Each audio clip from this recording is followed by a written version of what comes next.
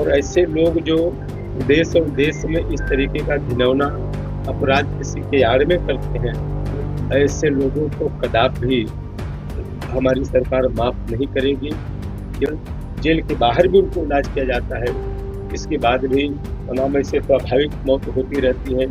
Jail के बाहर भी, जेल के अंदर भी उसकी बाकायदा न्यायिक हम जांच भी कराते हैं।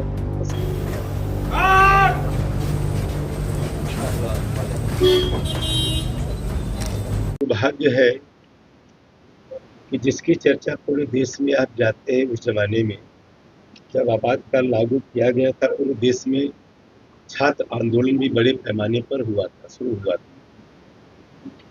जिसकी अगुवाई उस जमाने में जॉर्ज फर्नांडिस जैसे तमाम नेताओं ने किया था। गुजरात में भी छात्र आंदोलन बड़े पैमाने पर हुआ, बिहार में भी छात्र आंदोलन बड़े पैमाने पर हुआ, और सत्ता बदलने तक उत्तर प्रदेश सहित पूरे देश में आंदोलन ने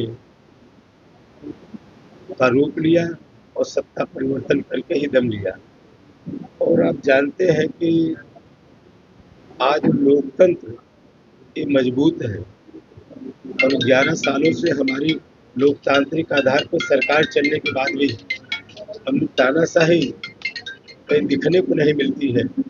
बल्कि हमारी सरकार के मुखिया माननीय प्रधानमंत्री ने कहा कि संविधान के बगैर हम इस देश के प्रधानमंत्री नहीं बन सकते थे। संविधान के बगैर इस देश का लोकतंत्र मजबूत नहीं हो सकता है। कांग्रेस के लोग कह रहे हैं कि आपातकाल आज चल रहा है, मेरा सवाल ये था। आप जानते हैं कि लोकतंत्र में जब इस लोकतंत्र को खत्म करने के लिए तो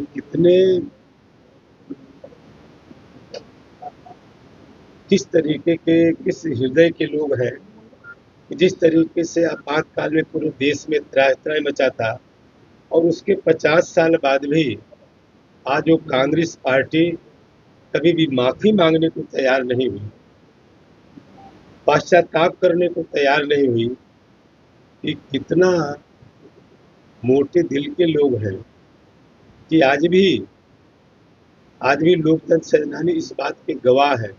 जिस तरीके से 17 कितने महीनों सालों तक लोगों को जेल में और प्रेस में, हम लोग हो सकता है आप उसके गवाह न रहे हों, लेकिन तमाम प्रेस के लोग हैं जिस पर पूरी तरीके से प्रेस पर पाबंदी लगा गया था, तालाबंदी कर दिया गया था, लेकिन आज तक कांग्रेस इस बात को स्वीकार नहीं कर पाई, माफी नहीं कभी मांगी।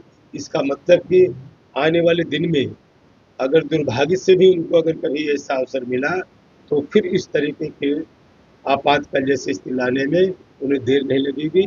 यह हम स्पष्ट रूप से कहना क्या यह माना जाए? देखिए, हमारी सरकार में किसी जात की बुनियाद पर नहीं, किसी धर्म के बुनियाद पर नहीं, किसी मजहब के आधार पर नहीं, बल्कि जो भी इस देश में बेबस लाचार हो, प्रदेश में बेबस लाचार हो, उन्हें न्याय मिले। और ऐसे लोग जो इस प्रदेश और देश में इस तरीके का घिनौना अपराध किसी के आड़ में करते हैं, ऐसे लोगों को कदापि हमारी सरकार माफ नहीं करेगी। ये मैं आपको विश्वास दिलाना चाहता हूं। सबके जेलों में जब लोकतंत्र सेनानी को जबरदस्ती ठूस दिया जाता था, उनको प्रताड़ित किया जाता था, आज उस जेल में लोगों को सुधार का काम किया जा रहा है। और जिस जेल में ऐसे तमाम लोग आते हैं, आप लोग भी जानते हैं, बराबर उनको इलाज दिया जाता है, उनको बचाने का भी प्रयास किया जाता है। अगर डॉक्टर के बोर्ड ने राय दिया तो हॉस्पिटल, जेल के बाहर भी उनको इलाज किया जाता है, इसके बाद भी तमाम ऐसे स्वाभाविक मौत होती रहती है। जेल के बाहर भी, जेल के अंदर भी उसकी बाकायदा न्यायिक हम जांच भी कराते हैं, प्रशासनिक जांच होती है। अगर उसमें कोई दोषी पाया जाता है तो उसके खिलाफ सख्त से सख्त एक्शन।